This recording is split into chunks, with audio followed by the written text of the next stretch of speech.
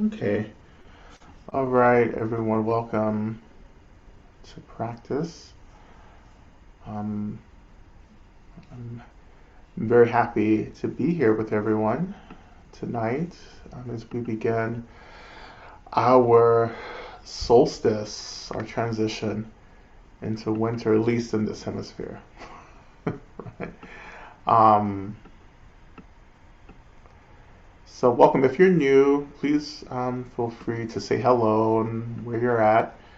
Um, And when you're ready, you can start posting. And this is for everyone. When you're ready, you can start posting prayer requests into the box, into the chat box. If you have any questions, I may be able to get to some before we start practicing as well. So, but welcome in. Um, I spent, I've been out all day doing like Christmas shopping. But actually, I didn't really. I did do some shopping from other people, but like I just get tired and just buy gift cards for people, um, which is quick and easy. And so I spent the rest of my time shopping for me, which felt great. So that's where I've been today. Um, so we're just gonna wait just a few more minutes to allow people to come get into the space, get signed in, and to let people start posting um, greetings and any prayer requests um, as well. And any questions go into the question box below. All right.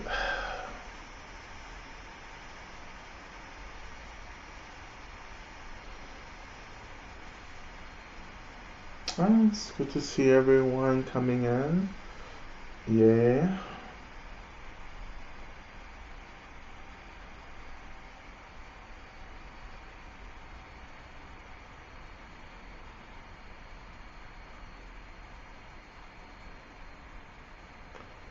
So tonight I wanted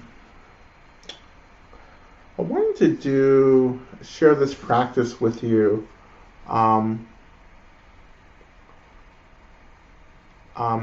from well, the practice actually comes from um, one of my personal practices that I do in more formal ceremonies, which I have found really effective. And we've been doing pieces of this, um, for a while now. But it works with the internal exhale, and but we're gonna kind of add to that. So not only will there be an internal exhale, we're gonna start working with energy through like through the breath, right? Through blowing, because the breath actually, when we're intentional, the breath actually can become kind of a tool of blessing. The breath can be imbued, with a lot of energy, and we can kind of blow, literally blow on things, and we can bless things. But we can also move negative energy around through the breath. Um, if we go through a practice first, like we'll do tonight. So we'll work on that. We're going to work on in our visualization, really, I would say moving dark or negative energy out of the body and from around the body and from around your space. And so you can take this practice and use it to, I would say, cleanse spaces around you, cleanse rooms, your home, cleanse objects, cleanse your car, you know, um, anything, and then cleansing, you're also kind of blessing it as well. So I think it'll be fun. I think it'll be fun and different. I also want to work a little bit with connecting more to earth energy, and actually adding some movement to facilitate the arising of earth energy into our space as well. So we have a little bit, um, we have a couple of things. It may be just a slightly longer practice session than what we've been doing. Um, but I think that these are really good practices um, for us to start working on and incorporating into our practice. So we'll go ahead. If you haven't posted your prayer request, go ahead and do that. If you have any question that needs to be answered before practice, you can add that question to ask a question section below. Okay.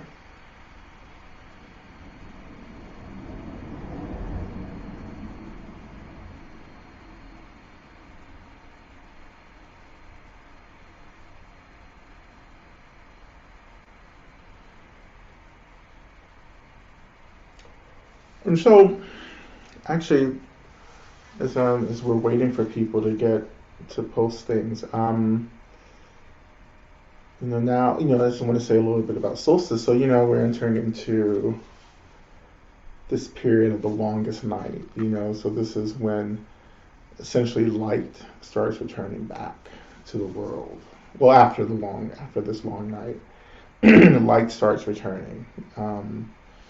And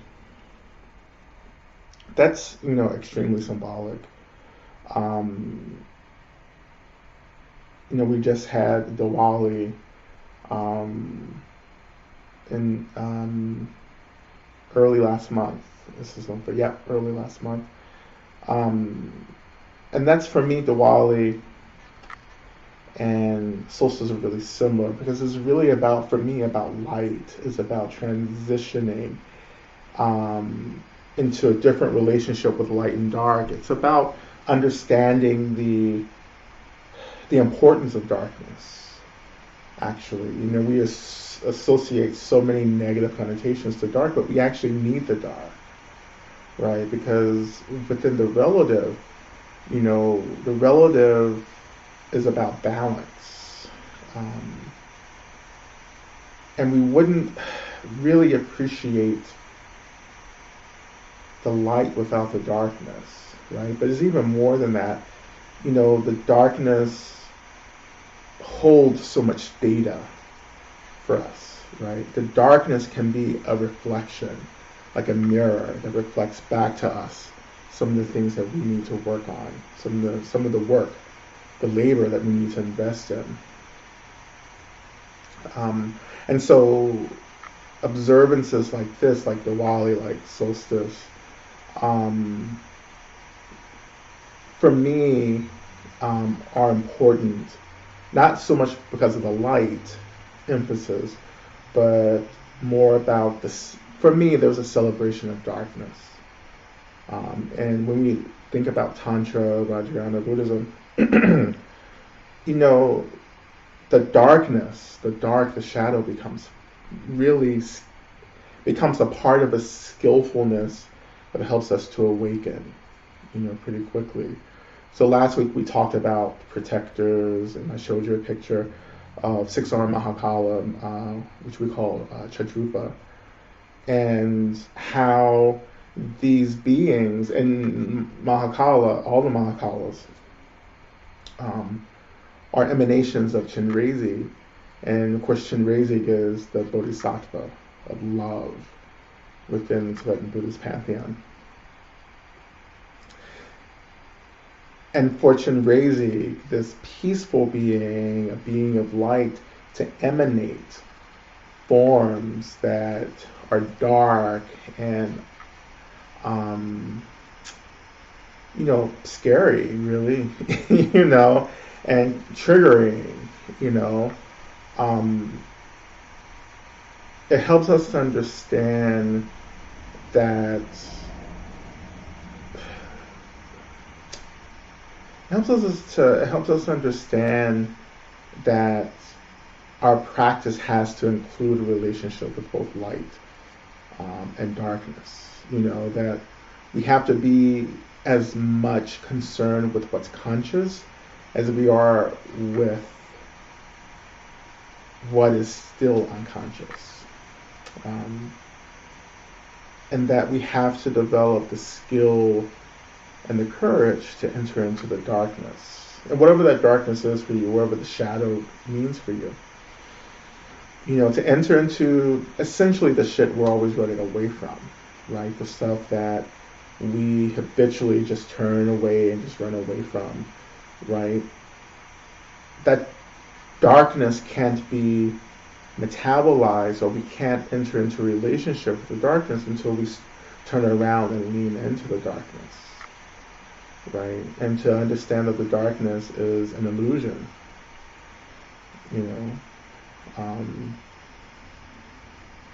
Things remain in darkness if we are not applying the necessary labor to understand the darkness. And that understanding the darkness is what I would call metabolizing the darkness, is when we start leaning into the darkness, getting curious about it, and start unpacking it. Holding that unpacking with a lot of care, and a lot of compassion, and a lot of love. And that's what winter, you know, as we enter into winter, this is what winter can feel like. It's just a lot of darkness, a lot of coldness, a lot of shutting down, you know, and having to develop this courage, this willingness to kind of lean into the darkness and the cold, right? To get curious about the darkness and the cold. You know, and this is, you know, as you know, like you know, you feel this, you experience this, you see this, we're seeing it in the world that, like, you know, many of us are just really struggling right now. You know, not only are the holidays really triggering, you know, we're moving yet into another spike in the pandemic. American politics is just, you know, trash. As American politics has been trash for 200 years. Well, actually more than that. Well, since the Constitution and the Revolution, but how all of that kind of piles up on you. And then, you know, if you're living in a climate that actually is wintry, right? It's actually like cold and dark and snowy or whatever it may be, then it just adds. And of course the light, right? Natural light becomes a factor here. You know, as well, the lack of natural light, you know, sunlight and so forth, really impacts our mental health. So all of that's happening right now for many of us. And so I think that, like, practices where we're like harnessing light and breath and learning how to like direct light and breath into places that need that nurturing, directing that light to move darkness, you know, and to you know, disperse darkness, right? I think is incredibly important for us, and which is what we're going to do tonight. For those of you who are just joining, we're going to be working on kind of a breath practice, which I think will be really useful as many of us enter into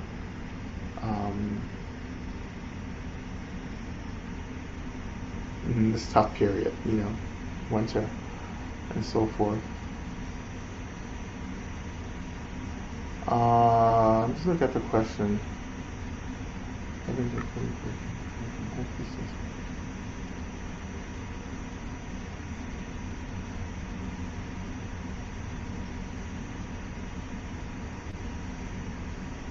So having difficulty breaking free from, oops, sorry, I'm a little bit of a tight back. I haven't actually done my asana practice today, so I'm like a little bit tight, you know. Um, but anyhow, having difficulty breaking free from hopelessness, right? You know, and part of that breaking free from hopelessness is actually allowing hopelessness to be there. You know, part of, you know, if we were to say that hopelessness is an expression of darkness, right? And again, you know, I want to re-emphasize here, when I personally talk about darkness, I'm not necessarily talking about something that I find negative. I just see darkness as material that I maybe haven't invested a lot of labor and understanding and practicing with, right? So because of that, I developed this kind of aversion, you know. So it's like, this may be too personal, this may be too much information, but I keep getting these letters from the IRS because somehow they believe I paid my taxes late. And quite frankly, I shouldn't be paying them at all, given the state of this country. But anyhow, so I keep getting the letters, right? And I'm like, oh, I'll just put it to the side. I'm not going to deal with this, you know? And then it becomes this thing, it becomes a narrative where I start convincing myself, oh my God, this is going to be like this huge bill and blah, blah, blah, yada, yada, you know? And then just turns into this thing that I just habitually avoid. Until I just say, let's just cut through this, let's turn into this situation, you know, let's just start working with it, you know. And that's how we start working with the shadow in this case. In this case, hopelessness as an expression of the shadow. Like it's, you know, when you turn towards the shadow, you have to let the shadow be there. Like you can't keep saying that this doesn't exist because it's there, like relatively, right? It's there. How do we allow ourselves to experience hopelessness without hopelessness consuming us? You know, and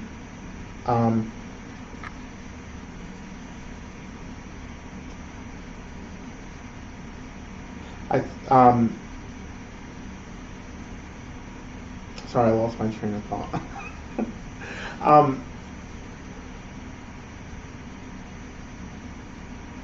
Yeah, so how do we experience the hopelessness without the hopelessness consuming us? You know?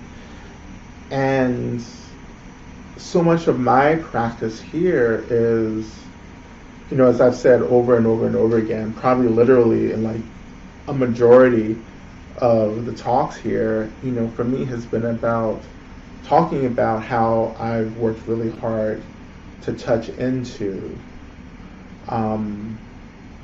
an experience, like the emptiness of everything arises, the emptiness of everything that arises, including expressions of the shadow and especially hopelessness. You know, that so much of my experience is the recognition that all of this is just an illusion, you know,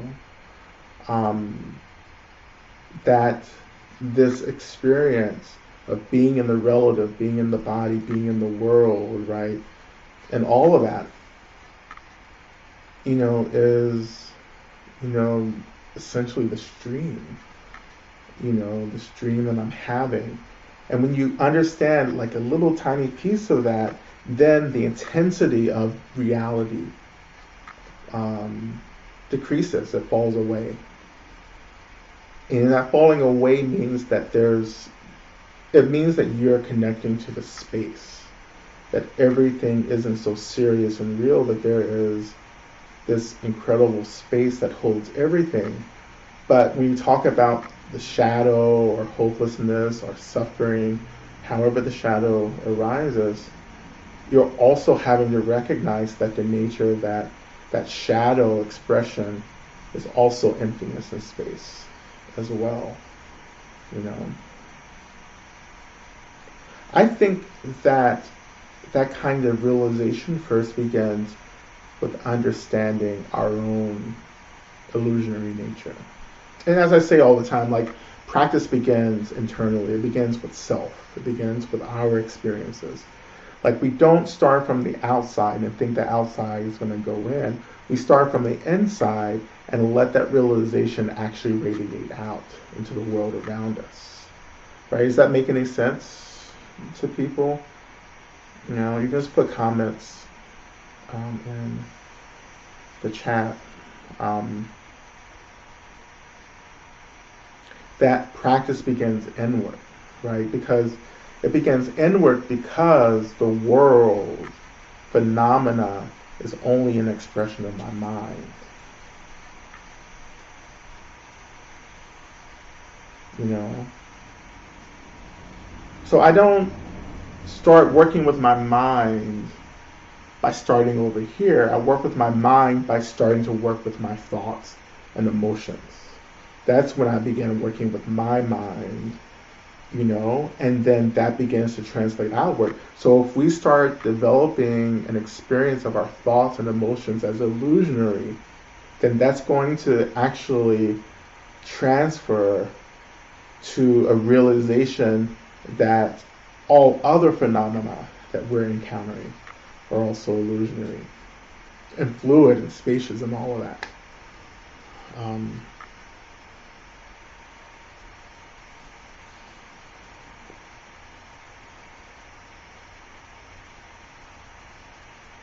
So how is it acknowledging that this life is a dream different from disassociating? I haven't disassociated anything.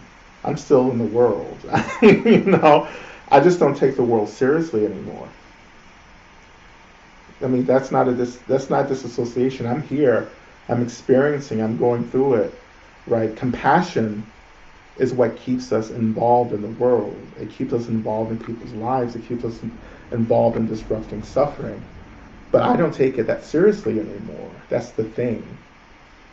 You know, disassociating is just like leaving completely, distracting, going somewhere else. You're not distracted. You can't be distracted when you've realized the truth of something. You know, the truth of something just opens up. You're like, oh, that's what that is. You know, right? It's the compassion, right? That when you lose compassion, then you start bypassing and disassociating. That's when all of that happens. I'm talking about particularly, and what I'm talking about now in terms of like mind and phenomena. The compassion keeps us connected to our experience of discomfort, and that keeps us connected to the experiences of discomfort for others around us. You know, so when people are just like bypassing, you know, we talk about relative and absolute. When people are like, well, you know, they just skip to the absolute and say, well, everything's empty. Well, that's not, you know, that's not actually useful, you know, at all, because you haven't earned that realization. You just said something. You've quoted something from a book, right? But what I'm talking about is actually starting from the inside and actually confronting the reality of experience itself, the reality of the material mind itself, and developing a relationship that actually is about seeing into the truth, the essence of the mind itself, and how that frees us from this kind of fixation and attachment to the realness of the phenomenal world. Now I am praying and hoping that this new Matrix movie won't be shit and that will further add to my arsenal of Matrix references, you know, along these lines, you know, but we'll see, you know. It's, you know, who knows.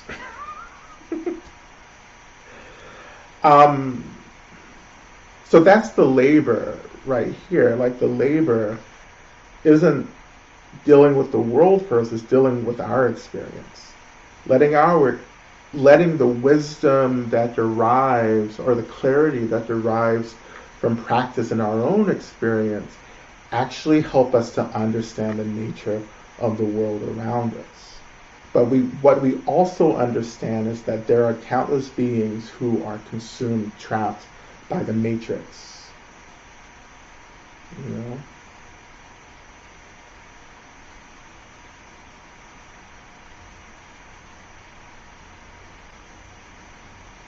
So that's part of what drives that compassion that also realizes that there are countless beings who are trapped. That you're beginning to understand something that's contributing to freedom and liberation.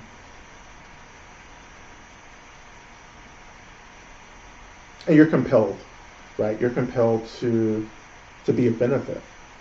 Because you realize that no one really wants to suffer. If you don't want to suffer, no one else wants to suffer. Even though it looks like people are making choices to deepen suffering. You know, and people make choices to deepen suffering, or they think they're making choices to get free when they're really not, because of the delusion. And delusion is the opposite of wisdom, right? So delusion, you know, is the lack of clarity. So in my next book coming out, I'm kind of going through this reductionist kind of thing around like some of these philosophies in Buddhism. Like, you know, we have the 3 poisons. Sometimes there are 5 poisons.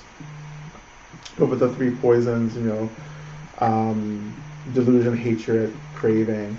I'm just going to deal with delusion. I think delusion is at the root of craving and aversion. Because you don't know. You don't know what to embrace, and you don't know what to let go of, right? Which is what drives craving and aversion. The pulling and the pushing, and this is all happening at the same time. You're pulling things towards you, you're pushing at the same time, and of course it's going to intensify suffering for us. You know.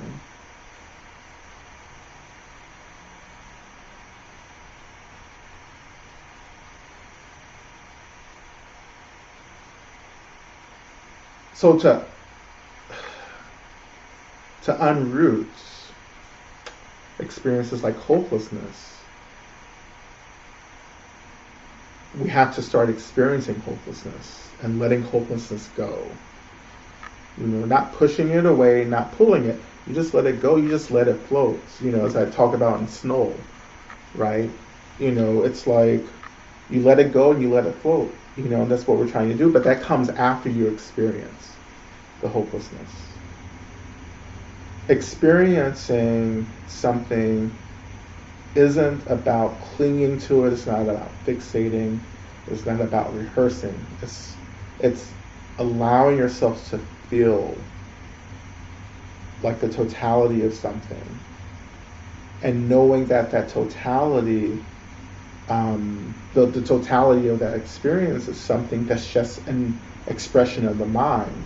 And the mind, again, itself is just emptiness, space, and energy.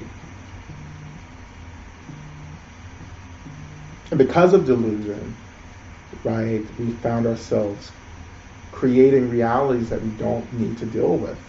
And so with meditation, particularly esoteric meditations that we find in Tantric Buddhism, like Mahamudra or Dzogchen, you're trying to actually devolve back into the essence, right? And we live in a world, particularly if you're really bought into the relative, you tend to be creating more. But what we're trying to do is create less, right? We're trying to get back to the essence. We're trying to get back to the essence, or you can say that you're trying to get back to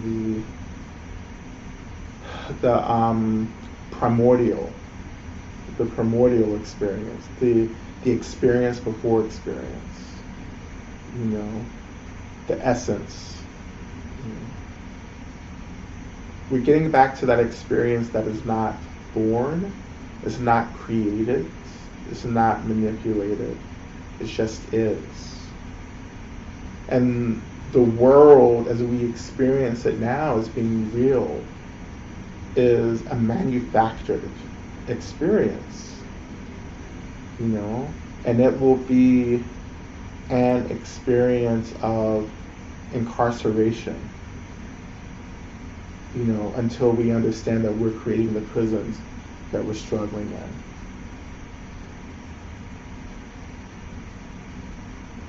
Or we build the prisons that we're trapped by because of delusion. So how do we get from delusion to clarity?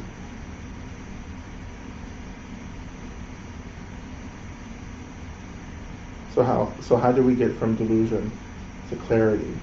I've said it already, I think. So we move from delusion into clarity, or you can say from light into dark, through the practice of awareness. Right? We start training and knowing what's happening. You feel, right? You experience. That's part of the awareness. You begin to experience. You begin to feel, right? But again, you're experiencing, feeling, and not clinging. And this is the thing that some of you, I think, could use some work on.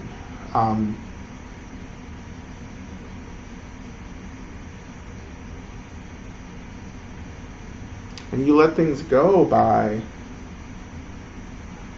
really investing in the experience. If you're experiencing something, it's not that you can't cling in the experience, of course, but like when you're experiencing, it should be like water flowing through you, right? Or it should be like water like falling through your hands, right? You can't hold water without it leaking through your hands. That's what an experience should be like, right? It just flows through. An experience is like looking up at the clouds in the sky. The clouds are just moving, through the sky. You're not trying to stop it or get in the way, but they're just moving. If you let things pass through, as I talk about in Love and Rage, right? It's like letting the energy of anger pass through, and that passing of anger actually guides us into the primary experience of anger, which is heartbrokenness, or pain, or woundedness. And then you do the same thing. You just experience and let it move through you. And of course, we have all of these so many modalities, practices that actually help us to move energy around, which is what we're going to do now in our practice tonight. Okay. And I know there's a second question here, but I'll get to that. Well, actually, it's more than one. There's lots of questions. Yeah.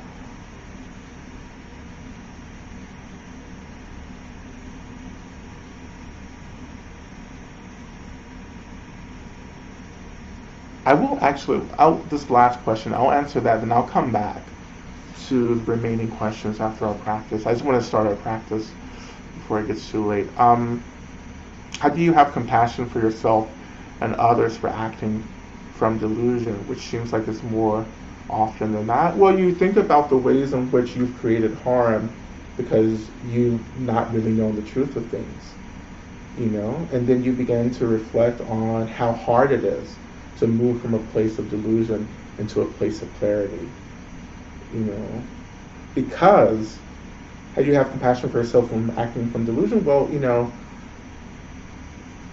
we have to understand how hard it is to get free from a situation that we're creating, and we have absolutely, some of us have more of an idea, but like for most people, like we have very little idea about how we're creating this, but we're expected to kind of free ourselves at the same time when we don't really understand how this is coming about. Right? And from that reflection, there should be a lot of compassion that arises. You know, we have to do a lot of contemplating around samsara. Um, like we haven't really understood the sinister nature of samsara. You know, but samsara is more than what we can see or hear, taste, or sense, right? Samsara is pervasive. Samsara is a multi-world, multi-universe, thing that's happening to countless beings. That everything we do, say, and think about is saturated by delusion, and samsara is delusion, right? And understanding how hard that is, to be in this body, to be present in whatever cognitive experience that we're having, and to know, to understand or to have some inkling that at the same time our senses are lying to us, that this is actually not happening at the same time. What I'm hearing, what I'm tasting, what I'm sensing, it's just like this illusion, but it seems so real. And what the project that we're engaged in now is actually to cut through the realness into the fluid, empty, open, spacious, liberated nature of all phenomenal experience. That's the project, right? Samsara is not the same as original sin, no. Original sin is a way in which misogyny is enacted and indoctrinated into culture, but even more specific, it's a punishment. Like original sin is a punishment for knowing, right? It's a punishment for awareness. It's a punishment for transcending where you've been put, right? And samsara is just basic delusion, right? It's just like you're born into a situation and you're trying to figure out that's an easier way to say this is basically like samsara isn't a punishment. It's just kind of how it is, right? It's just an experience, right? That we're trying to free ourselves from, right? And it's not anyone's fault. Like no one deserves to be in samsara, but because we're still working to understand clarity and wisdom, right? We're still kind of wading through it, through this delusion, the samsara,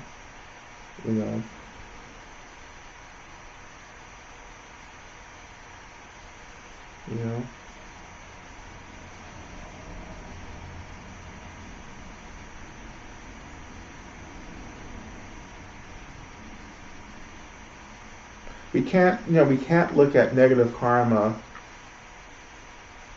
as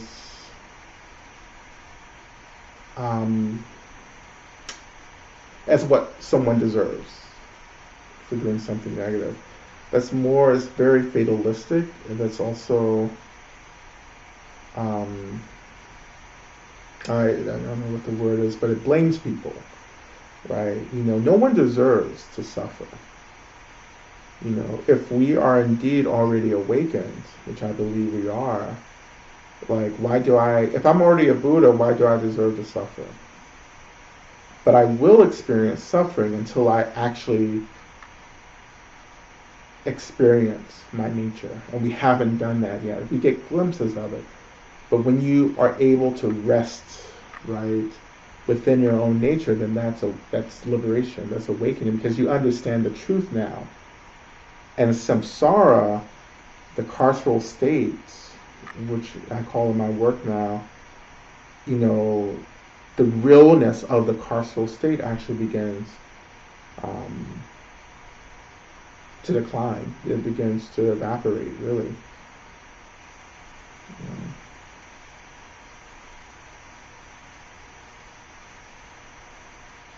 But this is so much that goes into this. It's not just recognizing the nature of things, it's also confronting death and permanence, change, right? It's getting into the stream. You want to step into the stream of change, like of constant change, right? And to let go of this fear of death. And we let go of the fear of death when we begin to understand that, like, we're much more than our bodies.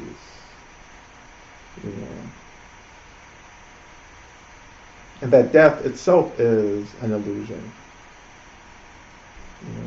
But our fear creates this situation. Is a good way to say it, a situation, but it creates an experience that doesn't have to be. Death doesn't have to be this thing. But because we fear it so much, because we haven't spent time really sitting with the fear and understanding death, then it's a thing, that we avoid, right? And we go through a lot of trouble trying to overcome, to transcend. I think one of the most potent forms of suffering is trying to live forever. Like, I don't want to live in the carceral state forever. This is a trap, right? And it's even more of a trap if you don't get it, if you don't understand that this is a trap to begin with.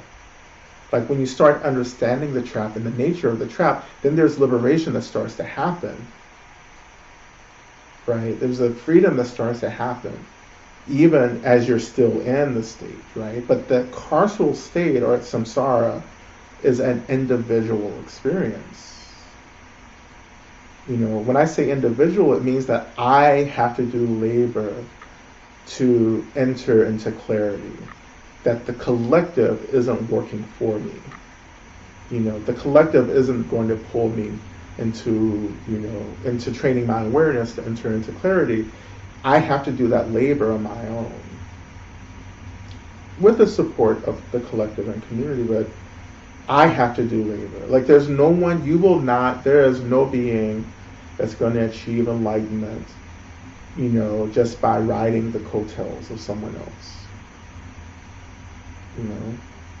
Because freedom has to be something that we individually consent to, because freedom, or the consent to get free and the work involved in getting free, is this burden that we have to be present for, to hold and to work with, to get free.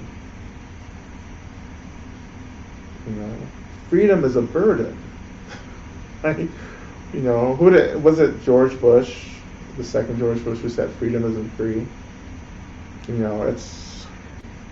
I would have to agree with that. It's when I say, okay, I can sit here and say I am going to choose to be free. Great, that's a great aspiration. Now, where's the labor? There is no freedom without the labor. There's no freedom without consenting to freedom, because we are taking on the burden of training our awareness and training in compassion and love and kindness and generosity and equanimity.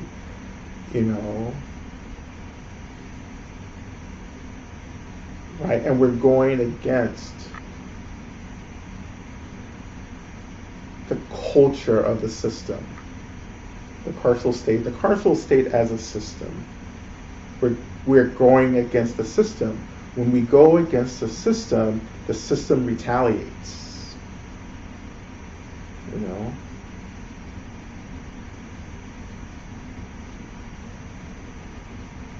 The system will always retaliate. So when I talk about choosing freedom, doing the work of freedom, taking on the burden of freedom, For those of you who are coming out of Christianity, who are still Christians, you look to the life of Christ to really understand that, to be free. He was both, an awakened spiritual being, and he was also a man, a person in an occupied territory. So not only was there a dominant group oppressing his folks, right? And when he started pushing against that, then that system of those dominant, the Romans, retaliated. Mm-hmm.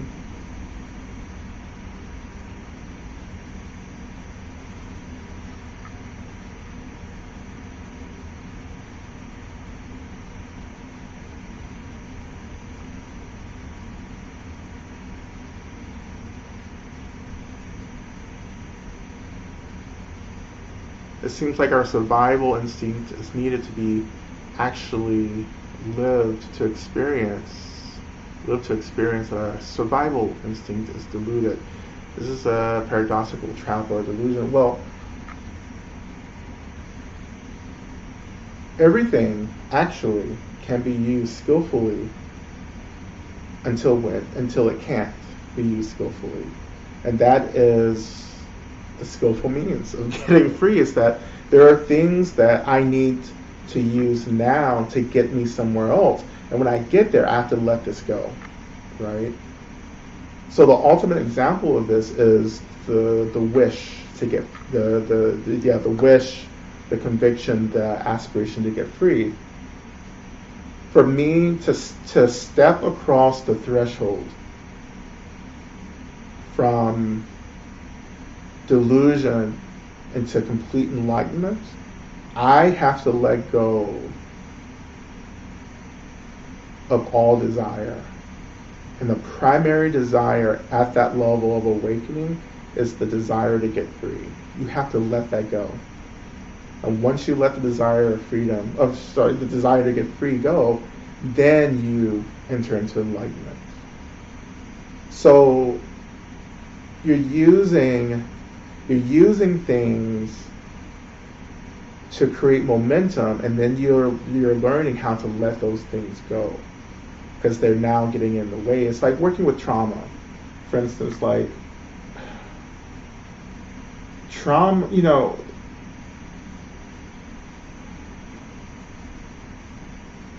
like trauma, there are certain expressions of trauma that have been about adapting, right, to environments, to circumstances, to situations, right? And we've used those behaviors to survive something. But the problem is when those circumstances change, we're still holding on to those now maladaptive experiences, So when the circumstances change, part of the wisdom of trauma is actually working with awareness to look at what needs to be let go, what needs to be released, right? In order to move on, to the next level of work. And that's exactly what, it's exactly this. And the question, right, if there is a question here, is, well, it's a question for reflection. Like all of this is reflection work for all of us, right? But what are the things that I'm holding on to that I actually don't need anymore, right? And this is the season for this. This kind of intellectual, emotional work. It's like all of us, including myself, we need to really do a deep examination of the things that we don't need anymore and going through a labor of letting them go. That includes doing the labor that isn't our labor to do. It includes holding on to relationships that we don't need to hold on to. It means letting go of stuff that really has nothing to do with our joy and our restoration.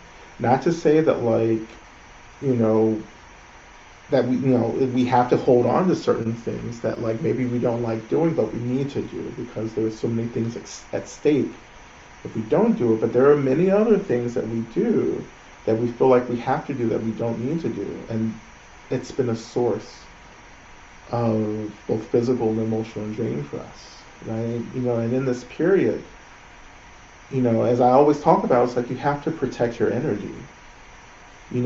Protecting our energy means that we become more aware of how we're using our energy, and we become more sensitive to how to reserve our energy, hold more energy inward, instead of expressing so much energy outward, right? And when we're attaching to things, fixating on things, that's another way that those things are consuming us, right? And that is an extreme depletion, loss of energy. So when I talk about experiencing hopelessness, right, for me, just to experience is okay, but when I start buying into the narrative that things are hopeless, I've gotten fixated. I begin to see this hopelessness as something real, and therefore I start spending a lot of energy wrestling with hopelessness. And that's what we're not trying to wrestle with it, we're trying to allow it to move through, right? While we're also calling in supportive practices, supplementary practices that help us understand the nature of hopelessness, that help us to ground in love and support and kindness and care as well.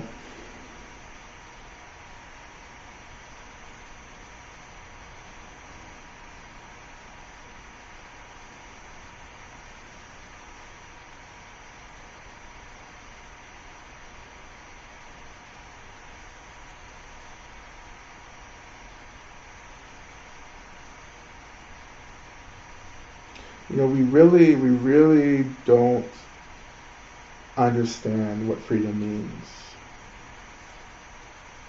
Like, we don't really get that. We don't really understand. We don't really understand the cost of freedom, particularly in our bodies situated within the relative. You know?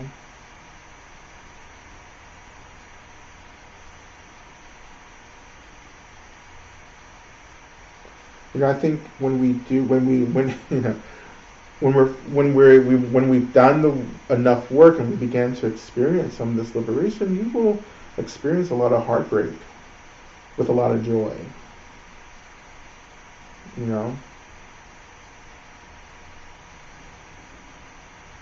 Because you're leaving something. Like you've been put someplace, and now you're transcending that place, and there's grieving that arises from that transition. Because we've gotten attached, to things. We've gotten attached to how we are and where we've been put, right? And so the work of grieving, is another skillful practice of letting things go, of dissolving fixation and attachment.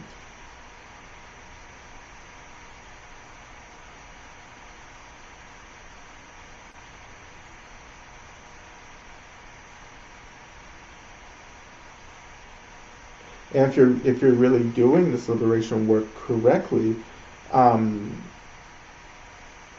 you will notice how the system, samsara, or the carceral state, is attempting to retaliate.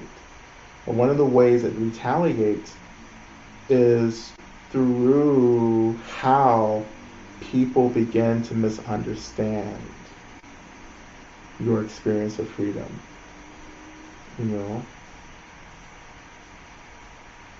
That you'll get blamed and judged and all this. Well, look at these great spiritual leaders who've come in the past. Jesus was crucified. If we continue this conversation about Jesus was crucified. It was capital punishment. He was, a victim of the state.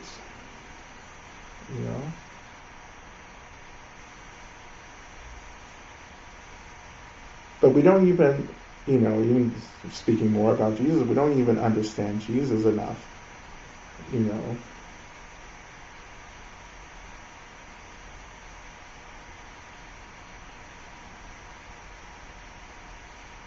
So, as I said before, often is that some of you haven't really gotten serious about this. You really haven't. You haven't really, you like to think about freedom and talk about freedom and read about freedom. You love listening to me talk about freedom, but you haven't actually made a solid commitment to get free. A lot of that is because of the fear of the cost and the burden.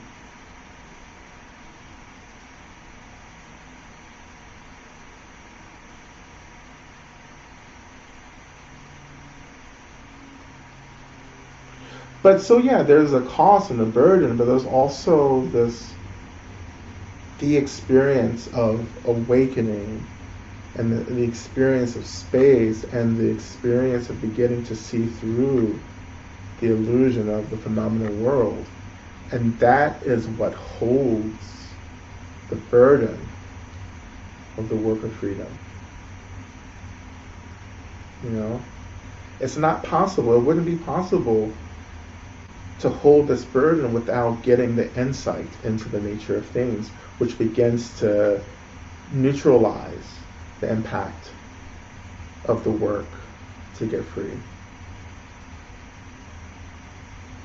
And rightfully so, you're not committing to this because you're still attached to the guarantee of the burden. And you don't believe, you don't have faith in the realization that begins to arise when you take on that burden, that begins to hold the burden.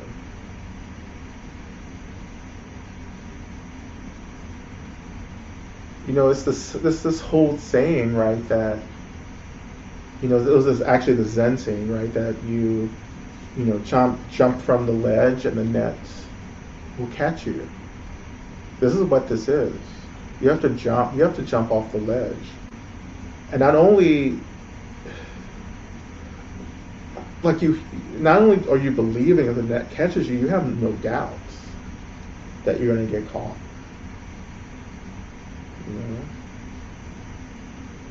Now I'm going to refrain from a Matrix reference. It's a whole bunch of references popping up from the Matrix, but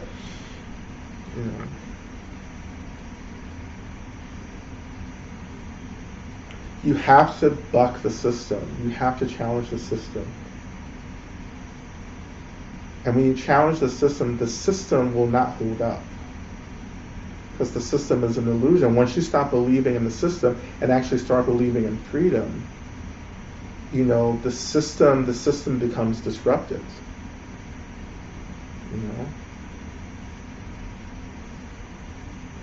Because the system, the carceral state, samsara, is fueled by belief.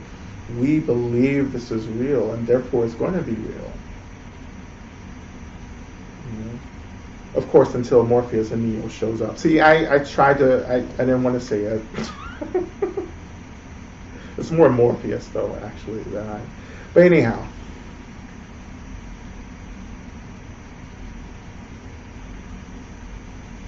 The system is not rooted in identity. The system is rooted in basic delusion. It's not just identity. It's everything.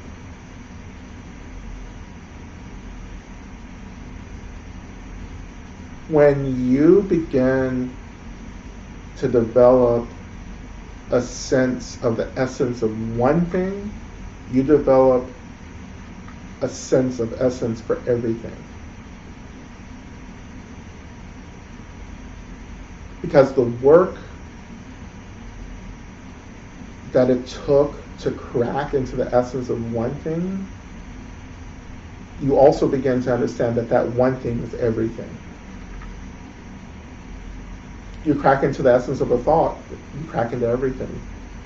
It doesn't matter what it is, right? But again, we have to start from the inside, right? So to be fair, once you do the internal cracking into the essence of things, then the phenomenal world cracks. right? And that's the end of samsara for you.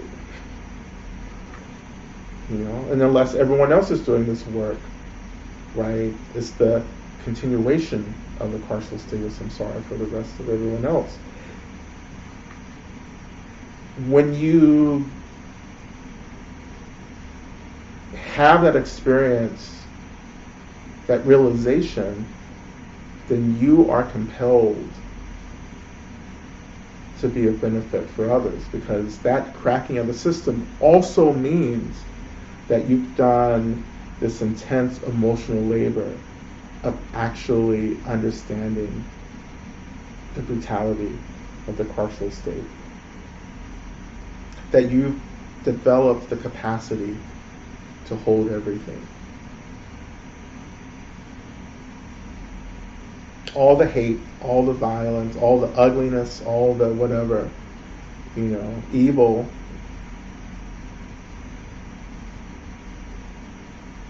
And there is evil, right? There is evil.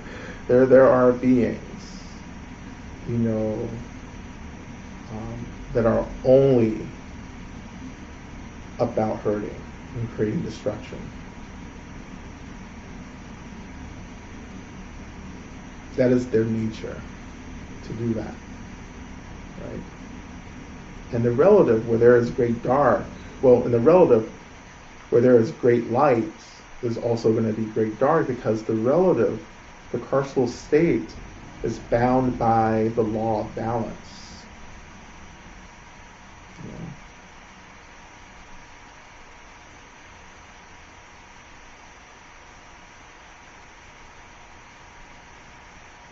It's the binary. It's another expression of the binary. If there's a left, there's going to be a right. If there's an up, there's going to be a down. Right?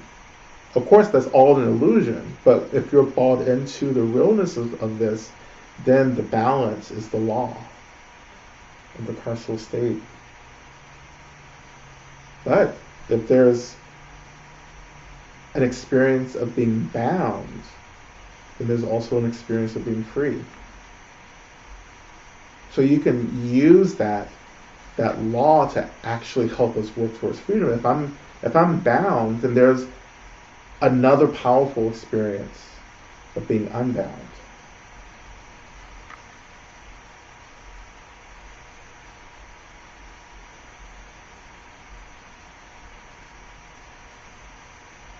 Yeah, there are beings with no basic goodness.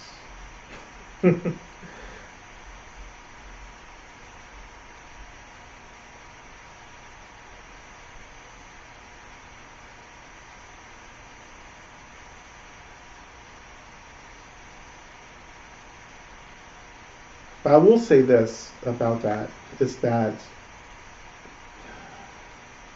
there are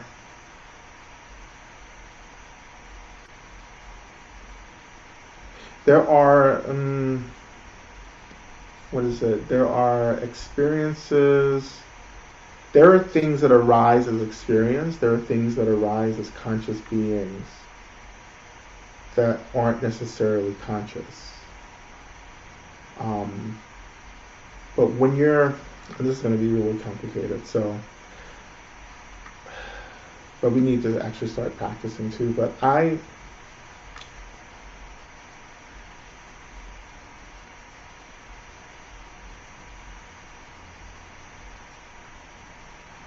there are beings who seem conscious, but they're not conscious. So if they're not conscious, then they don't have this kind of basic goodness.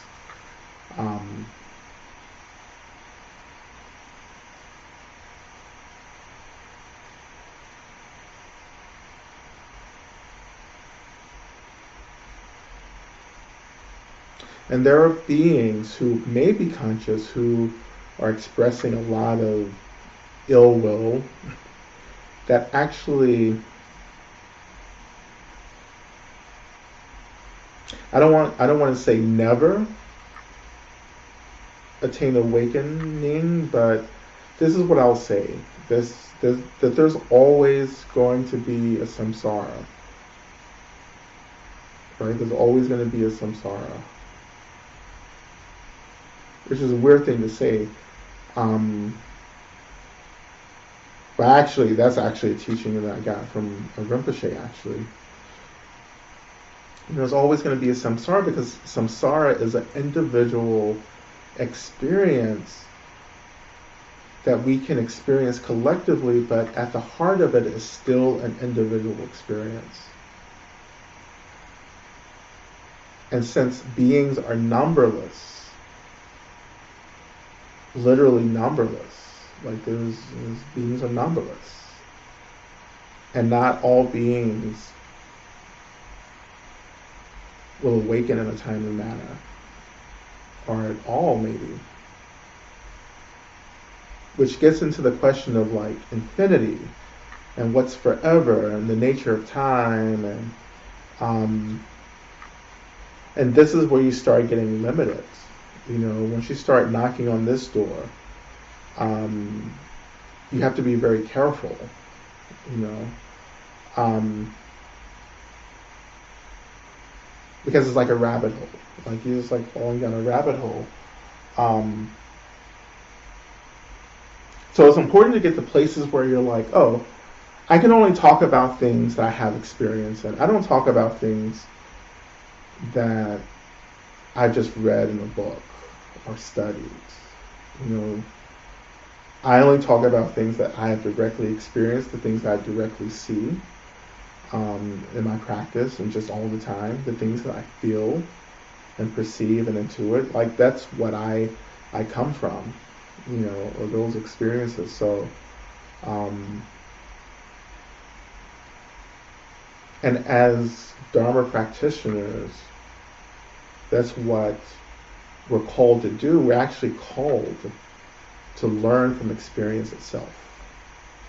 What is experience telling me? What is the nature of this experience? You know, and that's really at the nature. What's the nature of this experience? What's happening here? You know, using my awareness to get really deep into the experience, to get into the essence. So that experience actually starts teaching me. You know, there are so many brilliant scholarly. Well, I'll just say this. Let's just get more direct. You know, I went. You know, I did my graduate work at Harvard with brilliance, like Buddhist scholars who at the same time I believe had no experience of the mind, basically. Right?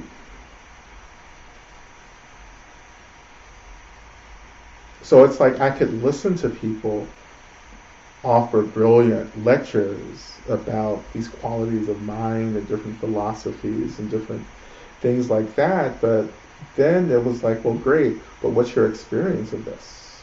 You know, because you're bound by texts, right, and scholarship, you know, but in practice, I am devoted to how my awareness holds experience and allows my experience to become the teacher.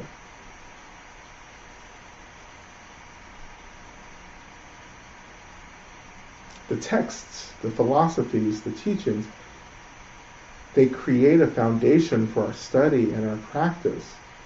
But unfortunately, too many of us stay there. We think that reading a book is the same thing as practicing.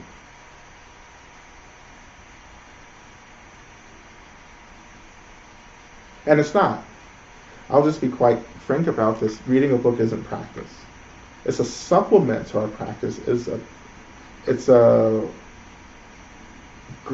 important foundation to our practice, but it's not practice. Practice is training in awareness, period. That's practice. Training my awareness.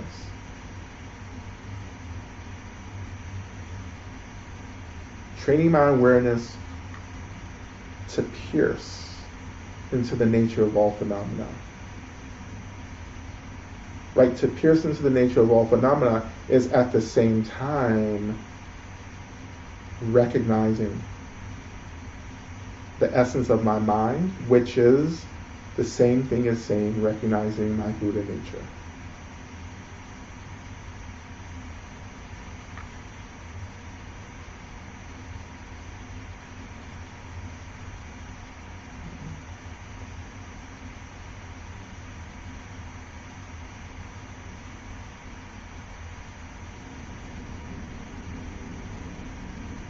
if I were to like have like a graphic or like a pie chart, then in that pie chart, practice would take up 2/3 of that chart, and a third of that chart would be study. I think that's a fair way to situate studying into our practice. If you're studying more than practicing, then you need to like rebalance that equation. So basically, a safe way of doing this is saying that look at your time of practice and study. You should be practicing more than studying. Like you should read, like you may read a teaching or something, a pith instruction. You should put the book down and spend time practicing that pith instruction, reflecting on that pith instruction, right? Metabolizing it. It's not enough to say, oh, I got this, I understand this teaching. What we have to do is go further and to embody that teaching, not just to have an intellectual understanding, but to allow that teaching to infiltrate our flesh, to work its way into our bones.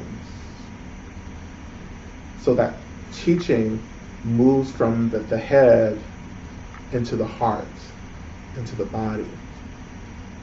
And when it moves into the body, you won't ever forget it, because the body holds the essence of all the teachings when we allow it to.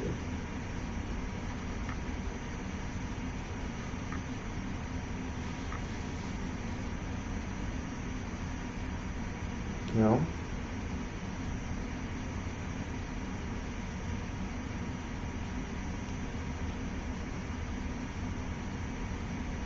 But listen, we need to do at least 30 minutes of practice, so we're going to go over.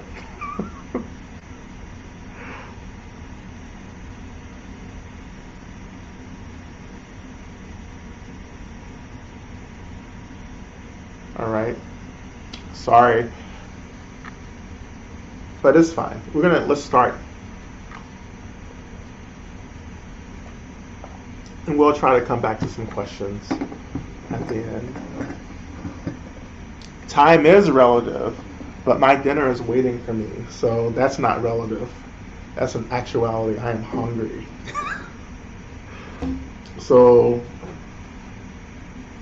the faster we start practice, the faster I'm having dinner.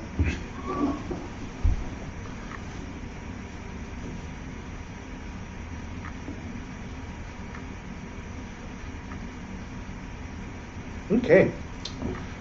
So again, we're going to work with the breath. Again, both internal, external. I'm going to save the energy work practice for next week. So they'll give us some time to move through the main practice. Okay. So let's begin. As always, coming into a position that feels appropriate for you. And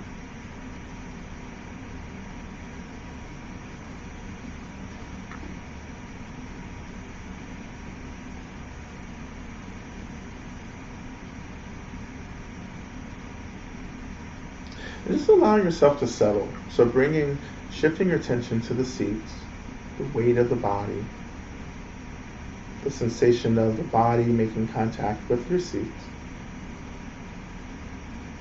and letting that sensation actually ground you a little bit. So we've been very high up, intellectually. So let's start grounding, some of this energy into the body, into the seats.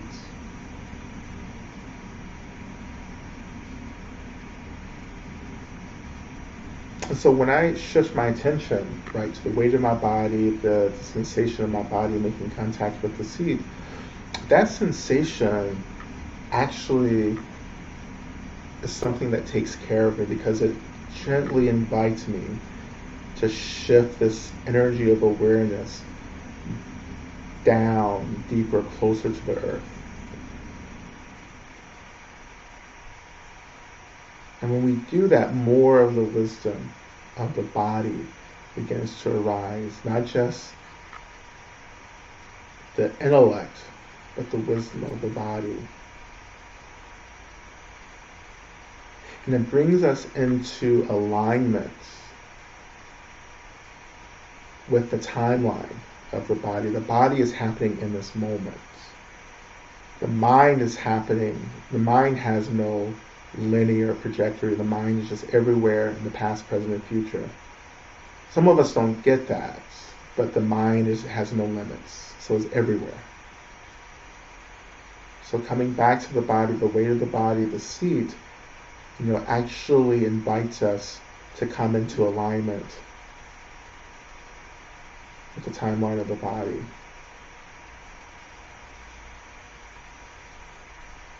And letting go. So this is letting go, letting float, right? The two last stages of the snow practice. Letting the thoughts, letting the emotions, letting the hopelessness, maybe as much as you can, letting that go, turning that energy, that fixated energy, that clinging energy, that anxious energy, redirecting it through awareness into the weight of the body and the seat. I know that sounds really ambiguous, but just work with that as best you can.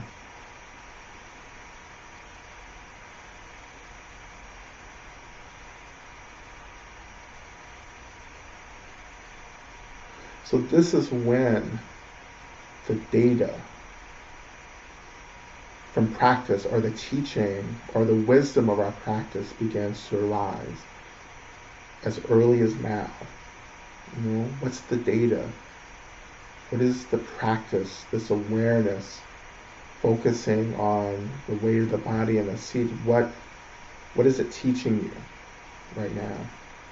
What experiences of space, openness, and freedom begin to emerge just by paying attention, allowing your attention to be held by this sensation?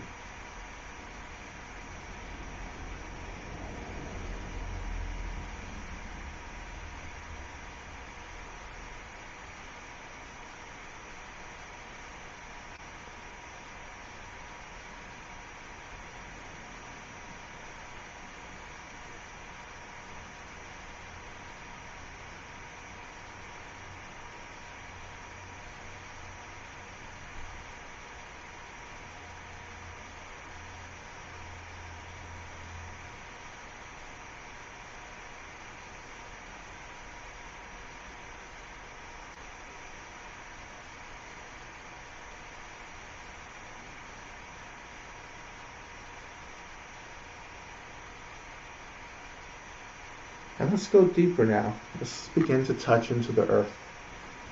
Right? So shifting this experience of awareness down into the earth, touching the earth. And again, this can be a very abstract, very open, maybe ambiguous experience, but that's okay. Right? Because it's energy meeting energy. So the energy of our awareness meeting the energy of this element of the earth. And they can be a quite nuanced, faint experience. But just telling yourself that my awareness is touching the earth is enough.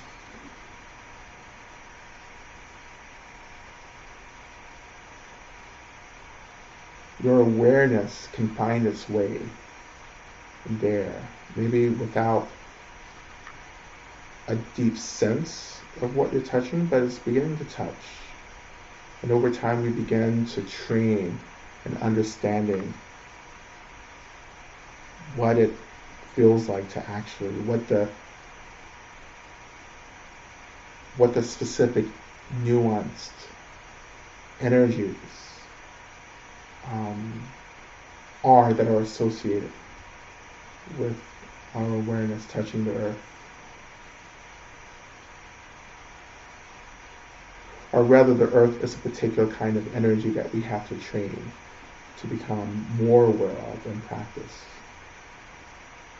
But as I touch into the earth, I feel the earth touching me back. I feel the energy of stability, of stillness, of groundedness. In my awareness, I can sense richness and nurturing, joy from the earth as well. So what are you sensing now?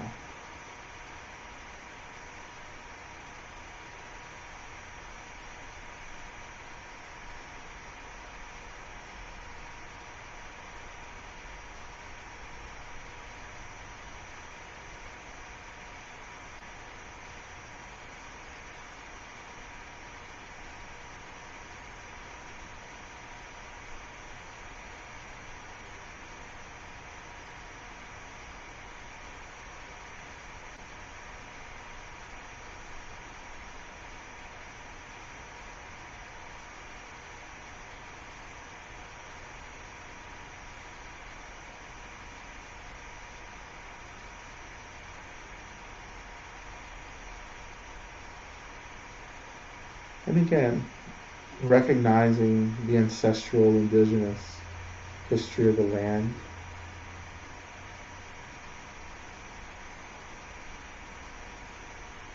And if you feel able to do this, really touching into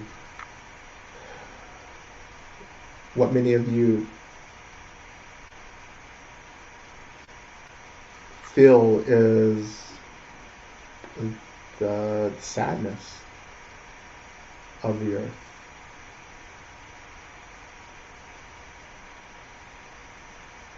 And again, just noticing and letting it go. You don't have to hold on to it. You don't have to engage with it. You're just touching it and allowing it to be there.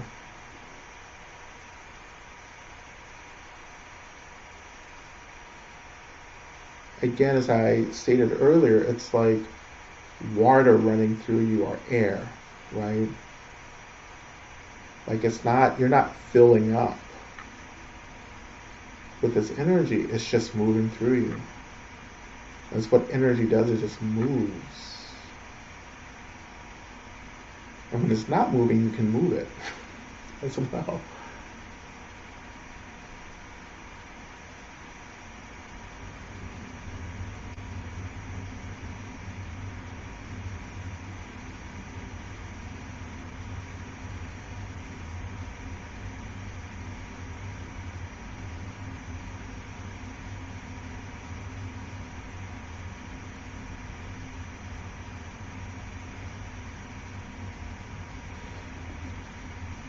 Can you let the seat and the earth under you hold you, take care of you? Or in other words, can you surrender to being held by the earth and the seat?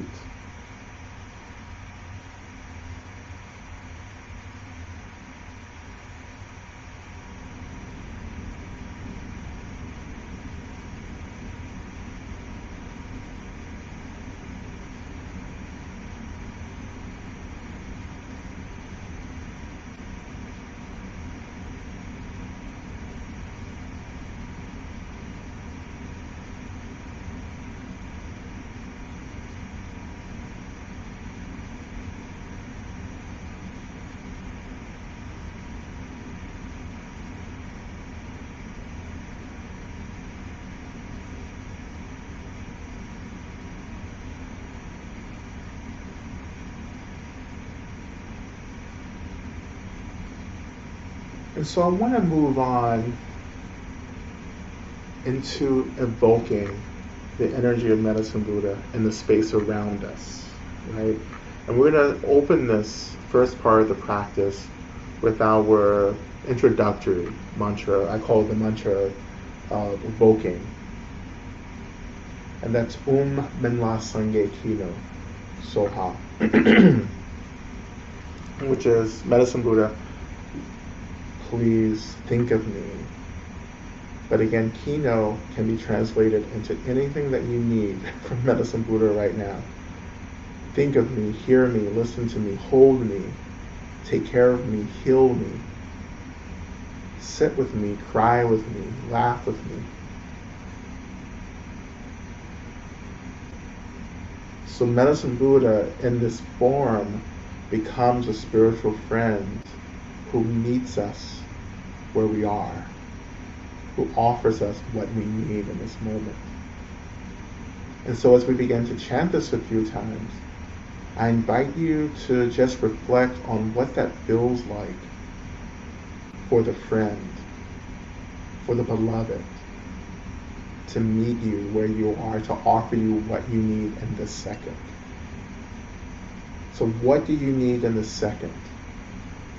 And as we chant, the chant becomes a prayer to Medicine Buddha to emerge energetically in the space around us to offer us what we need.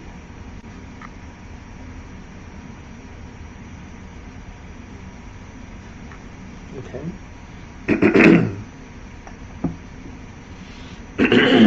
So we'll begin.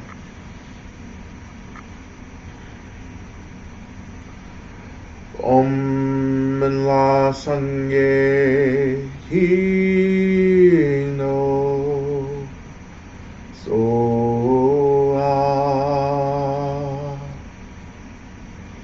Om La Sangye Hino Soa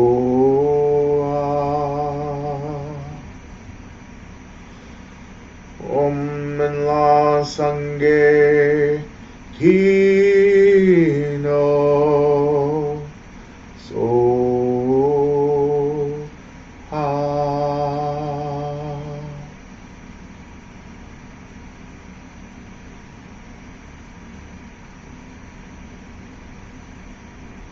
And so the space around us begins to awaken with the consciousness of Medicine Buddha. And again, we can experience the energy of that consciousness by imagining what it feels like for us to be met where we are, to be offered what we need in this moment. What does that feel like? And whatever that feeling is the energy that's emerging around us. And that energy is the essence of Medicine Buddha, of Minla Sangye.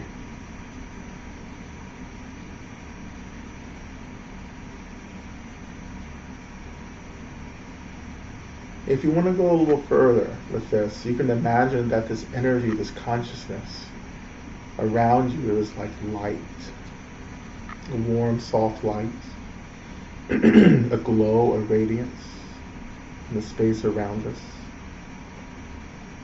Just take a few moments to imagine as much of that as you can.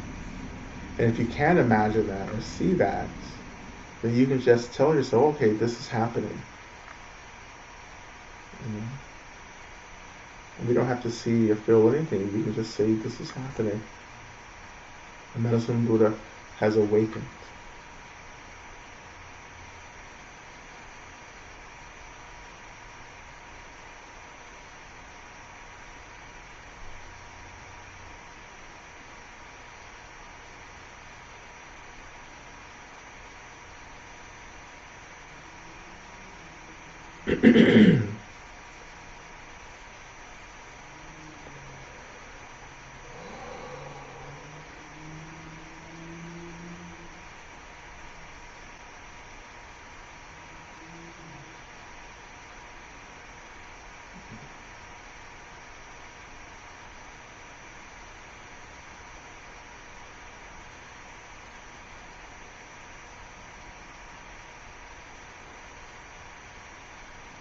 So I want to turn our attention to the breath. And if you're not really working with the breath right now, I'll give it another way to get into the practice. But first, for those of us who are working with the breath, we begin to slowly imagine that we're inhaling the energy of Medicine Buddha around us. In whatever form you're imagining that energy, we're inhaling it into our bodies. And actually we can imagine inhaling it into the heart center. Right? So we're breathing in and out of the heart center, but we're inhaling it deeply into the heart center, inhaling that energy that consciousness of Medicine Buddha into the heart center.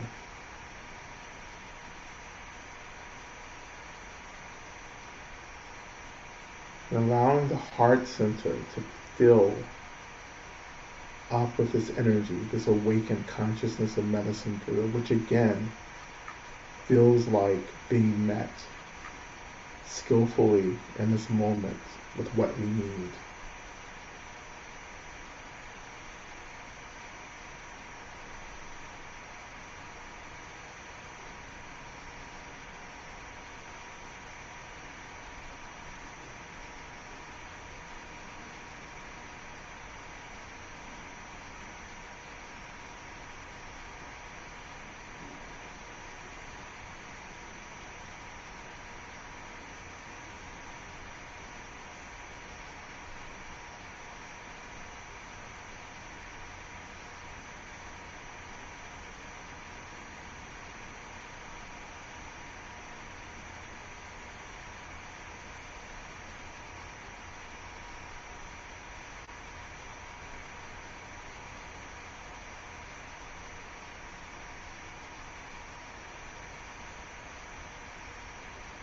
And if you're not working with the breath, just allowing that energy just to kind of start streaming into your heart center if you're not doing the breath.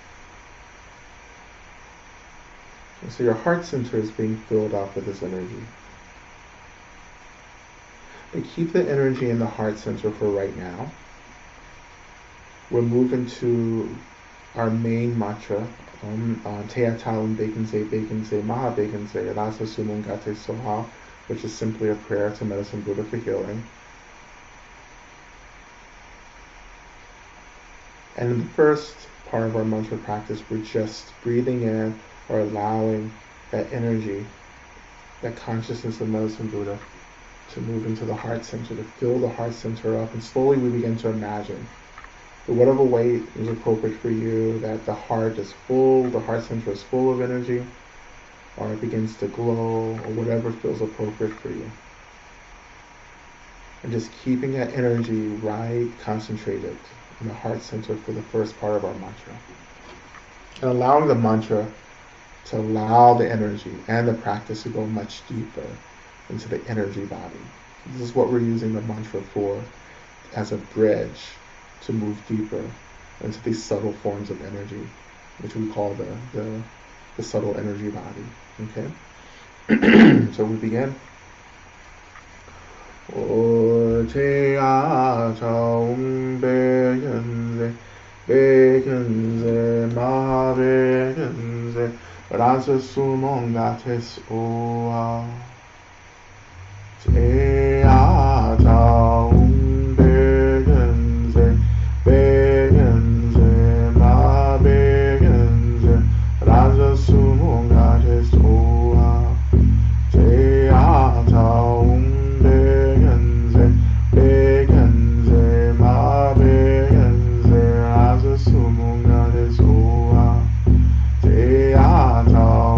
Begenze, begenze, ma begenze.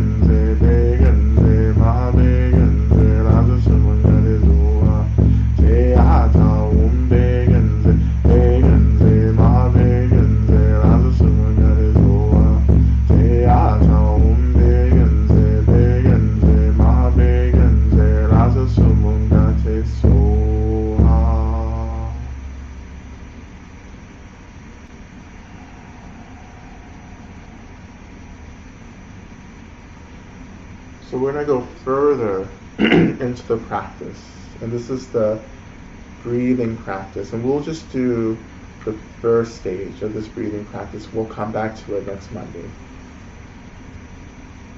So in this first stage of our breathing practice, so we've been inhaling or allowing that energy of Medicine Buddha, the consciousness of Medicine Buddha to enter into the heart, filling the heart center up.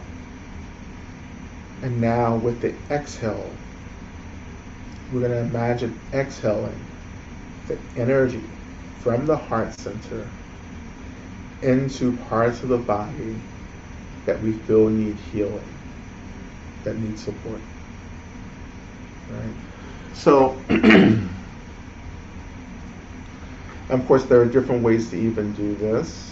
That I move through very different methods depending on, what I'm working with in the moment. But tonight, in this session, we're just going to do this one method of inhaling. If you're using the breath, first I'm going to do the breath practice, inhaling into the heart center. And then directing the internal exhale into a part of the body that maybe needs healing, that needs support.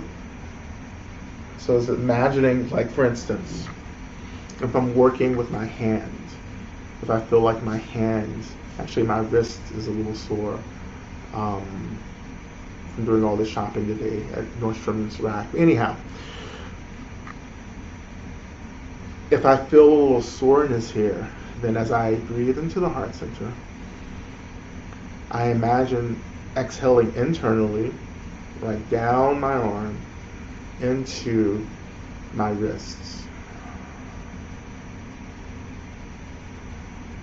And I am imagining that the energy that's creating that discomfort slowly begins to be dissolved, or we can imagine it just leaving, being exhaled from the body.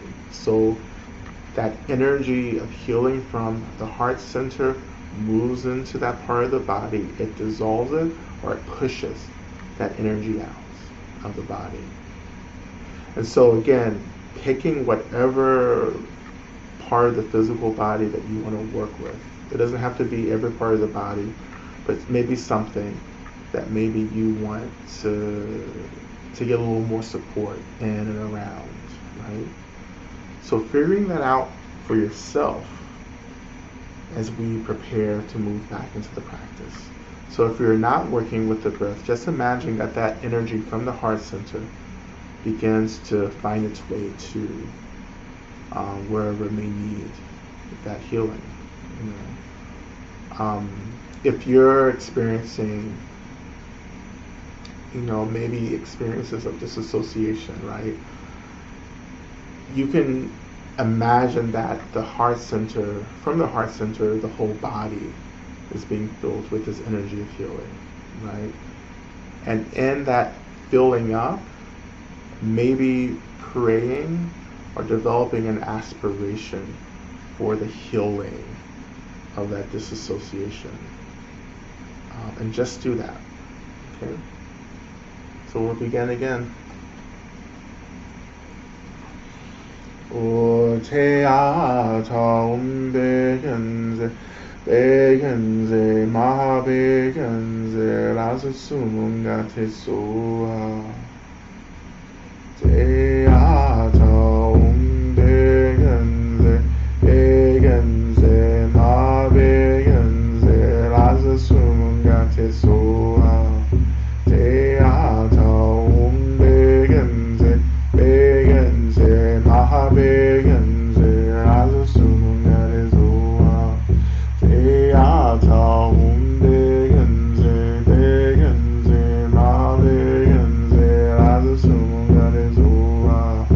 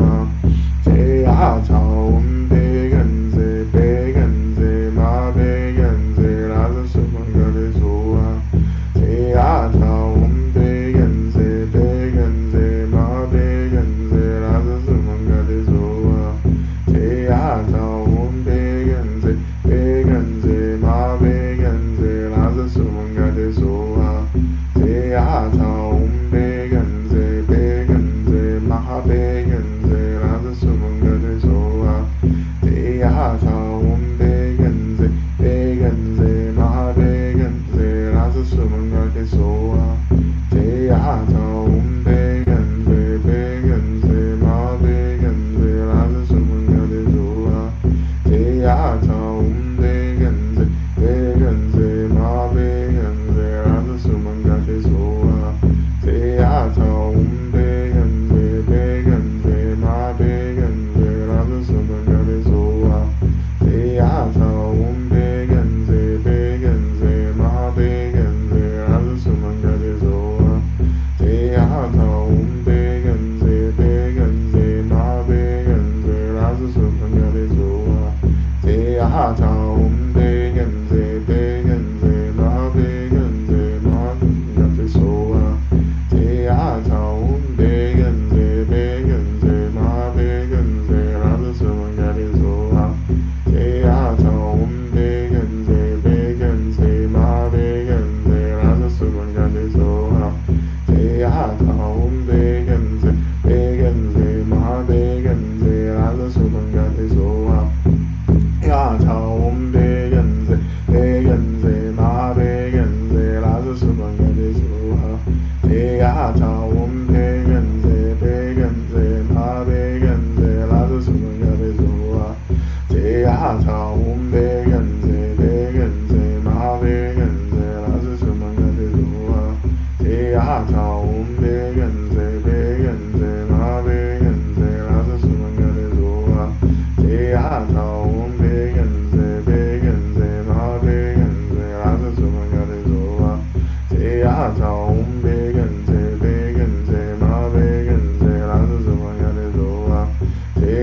Om Begenze, Begenze, Mahabegenze, Rasa Sumangake Soa. Jayata Om Begenze, Begenze, Mahabegenze, Rasa Sumangake Soa. Jayata Om Begenze, Begenze, Mahabegenze, Rasa Sumangake Soa. Jayata Om Begenze, Begenze, Mahabegenze, Rasa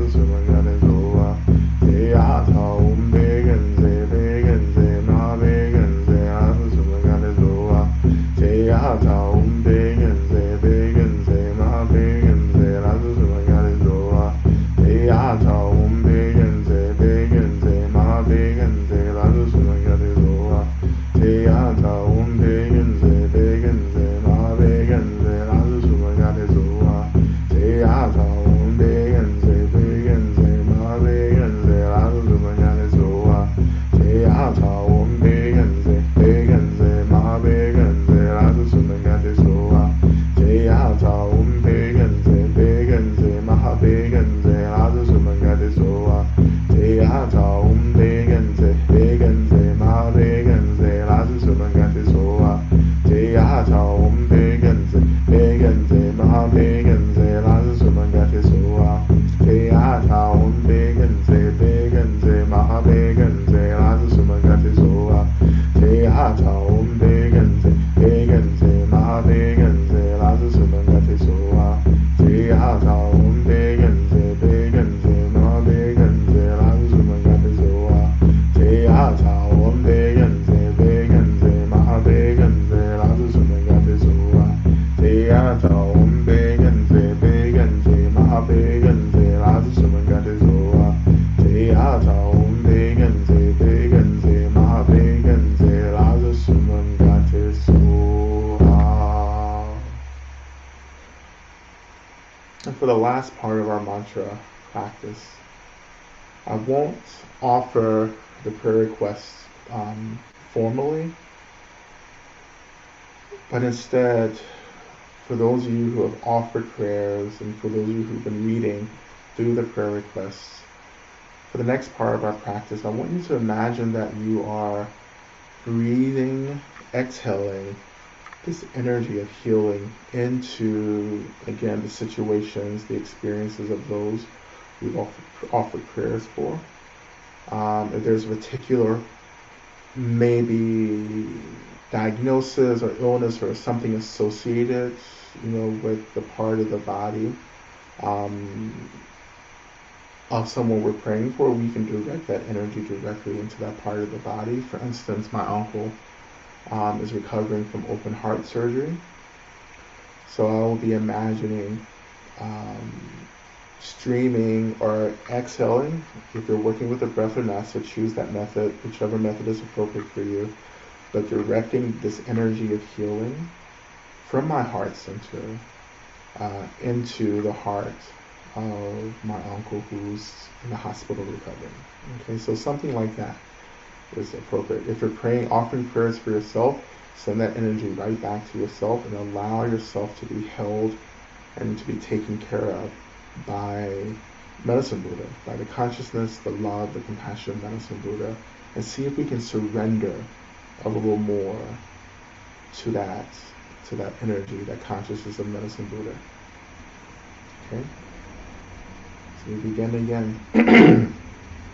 Oh, Teya Taum Begenze Begenze Maha Begenze Raza Sumunga Tesua Teya Taum Begenze Begenze Maha Begenze Raza Sumunga Tesua Teya Taum Begenze Begenze Maha Begenze Raza Sumunga Tesua Teya Taum Begenze Begenze Ma Begenze Raza Sumunga Tesua Teya Taum Begenze Begenze Ma Begenze Raza Sumunga Tesua Teya Taum Begenze Begenze Ma Begenze Raza Sumunga Tesua Teya Taum Begenze Begenze Ma Begenze Raza Sumunga Tesua Teya Taum Begenze Begenze Ma Begenze Raza Sumunga Tesua Teya Taum Begenze Begenze Ma Begenze Raza Sumunga Tesua Teya Taum Begenze Begenze Ma Begenze Raza Sumunga Tesua Teya Taum Begenze Begenze Ma Begenze Raza Sumunga Tesua Teya Taum Begenze Begenze Ma Begenze Raza Sumunga Tesua Teya Taum Begenze Begenze Ma Begenze Raza Sumunga Tesua Teya Taum Begenze Begenze Ma Begenze Raza Sumunga Tesua Teya Taum Begenze Begenze Ma Begenze Raza Sumunga Tesua Teya Taum Begenze Begenze Ma Begenze Raza Sumunga Tesua Teya Taum Begenze Begenze Ma Begenze Raza Sumunga Tesua Teya Taum Begenze Begenze Ma Begenze Raza Sumunga Tesua Teya Taum Begenze Begenze Ma Begenze Raza Sumunga Tesua Teya Taum Begenze Begenze Ma Begenze Raza Sumunga Tesua Teya Taum Begenze Begenze Ma Begenze Raza Sumunga Tesua Teya Taum Begenze Begenze Ma Begenze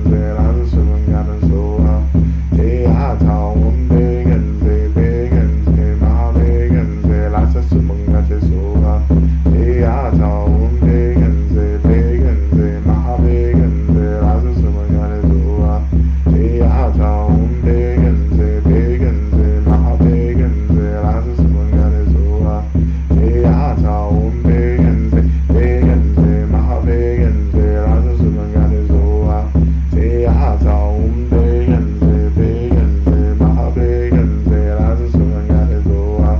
Teya Taum Begenze Begenze Ma Begenze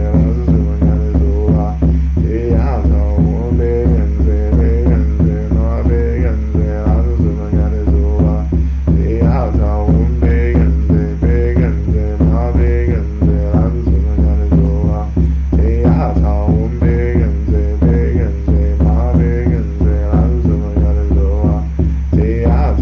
Begenze Begenze Ma Begenze Raza Sumunga Tesua Teya Taum Begenze Begenze Ma Begenze Raza Sumunga Tesua Teya Taum Begenze Begenze Ma Begenze Raza Sumunga Tesua Teya Taum Begenze Begenze Ma Begenze Raza Sumunga Tesua Teya Taum Begenze Begenze Ma Begenze Raza Sumunga Tesua Teya Taum Begenze Begenze Ma Begenze Raza Sumunga Tesua Teya Taum Begenze Begenze Ma Begenze Raza Sumunga Tesua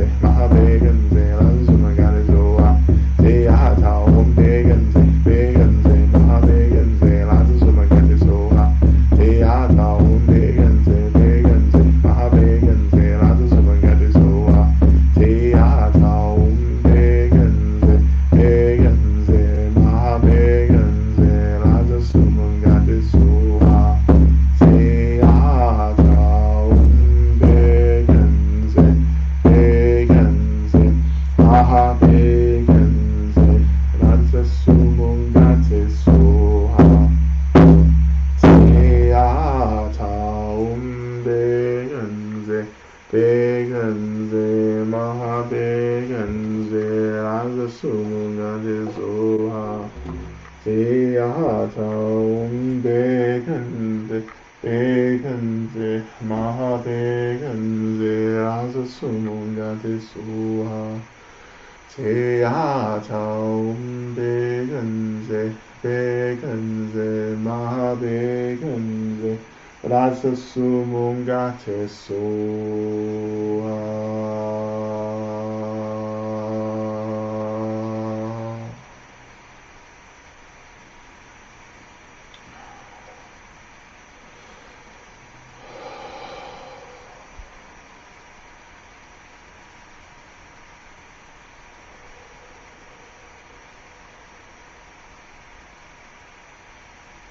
So, shifting our attention back to our heart center, noticing or feeling this concentration of healing energy, which is just the expression of Medicine Buddha's consciousness in the heart center.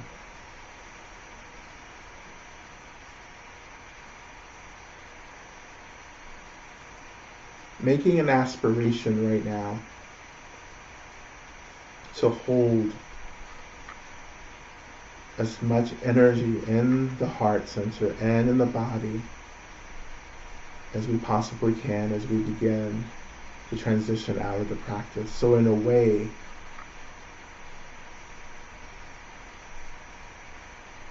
from my end, I guess, I make a prayer and an aspiration to create this seal around you so that you're able to hold and retain as much of this energy as possible as we move into the heart of this holiday season and into the heart of a renewed surge in coronavirus.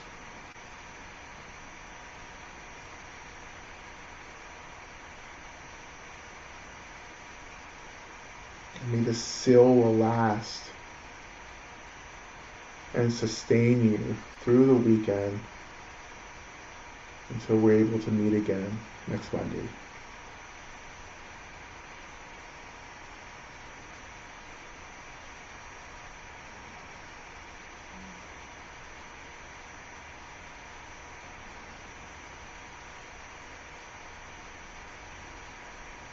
When you're ready, shifting your attention down to the seat again, noticing the weight of your body. Maybe if your feet are on the floor, noticing the contact of your feet with the floor. Or even just touching the earth through your awareness. Allowing these experiences, these sensations to ground you. Bring you back into the moment, into the present, in line with the body.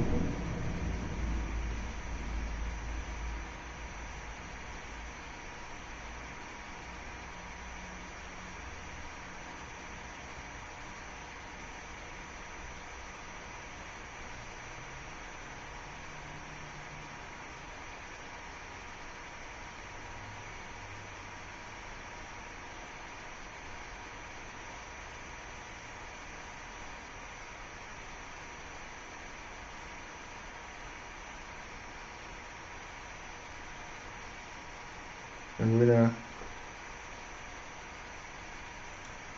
transition into our closing prayer, which is our dedication of merit practice, by reciting Shantideva's prayer from the Bodhisattva's, our guide to the Bodhisattva's way of life.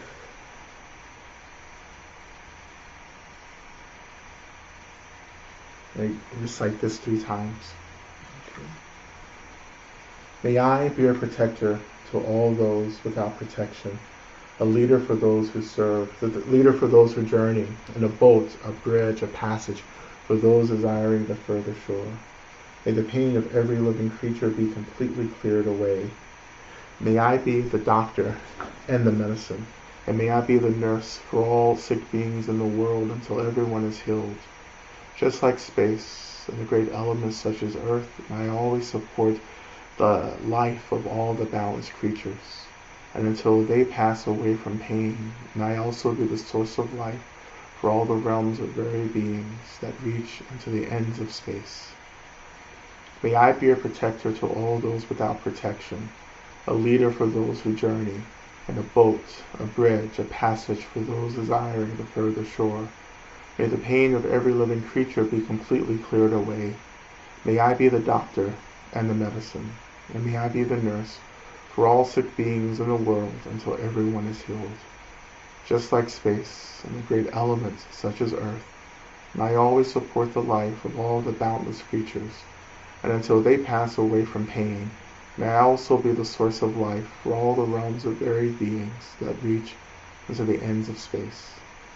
And finally, may I be a protector to those without protection, a leader for those who journey, and a boat, a bridge, a passage for those desiring the further shore.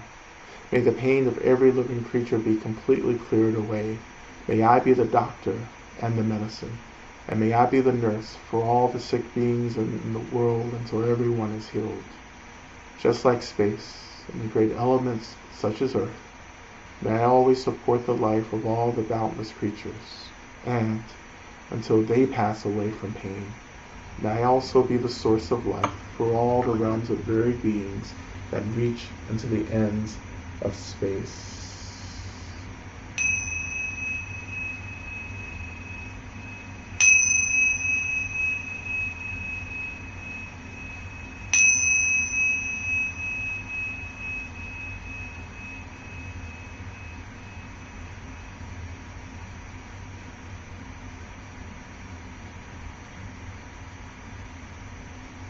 All right, everyone. Thank you so much for your practice. I will have to just come back to these questions next Monday.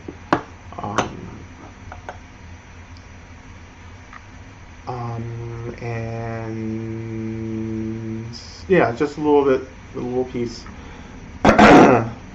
of encouragement, for those of us who are being compelled to spend time with family, and to do whatever traveling that some of us may be doing, and dealing with all of that. Just remember the compassion for yourself. Remember the compassion for everyone else. Let things flow, let things go. Remember the earth as an element of grounding. Allow the earth to help us, support us, as things arise for us, and allowing ourselves to offer and release that energy into the earth where it will be held and neutralized by the earth. Remember to take care of ourselves, set boundaries, rest. Remember our practices of light, the practices of light that we've been doing in these sessions, but also remember the physical element of light, which, fire, sun, as we move into solstice and the winter season, really rely, on natural light, like, candles, if you have a fireplace or a fire pit or something like that, really begin to draw energy, like from fire, from light, and hold that energy, that light in the heart center, and allow that energy to kind of disperse and spread throughout the body. As a practice.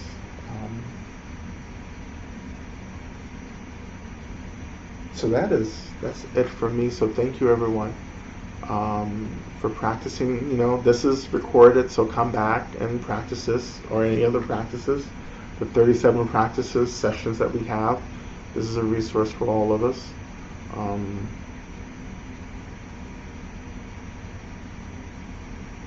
right. Thank you, everyone, and please be blessed, please be well, please be at ease until we meet again. Thank you.